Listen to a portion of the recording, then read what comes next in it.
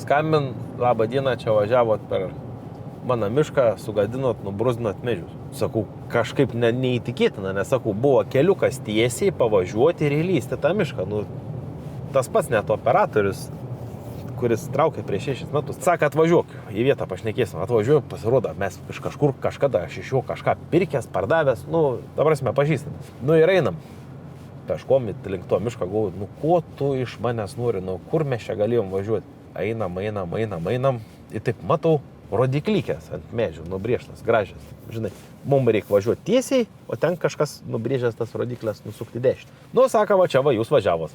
Okei, taip iš karto išsipučia akis. Mes čia važiavom. Kodėl mes čia važiavom? Aš taip einu, matau tas provežas. Matau ant tų medžių užbraižytas rodiklės, bet gražiai, su dažais, nubrėžtas tos rodiklės. Ne tai, kad prieiti, žinai, su dažais. Bet matas kažkas tengia. Braižyta. Dainam, numatau, sakau, nu galiu pasiūlyti ten tokią pinigų sumą, nes sakau, ir išsiskirstom. Susitarėm, išsiskirstėm. Sakau, aš neįsivaizduoju, kas tas rodiklės užbrėžė, kuriuom važiavo traktorius. Nu, pradėjom aiškintis, pasirodo pjūklininkai. Geradariai, jie sako, mes nematėm kito kelio, tai sako, aš paėmiau, tiesiog užbraižiau. Nu, gerą darbą, jis galvoja. Jis bebraižydams tas rodiklės, jis galvoja, kad jis gerą darbą daro. Nors realiai jam nereikia, jeigu jis būtų nieko nedaręs, tai būtų tiesiai važiavęs ir net nebūtų reikėtų konfliktą spręsti.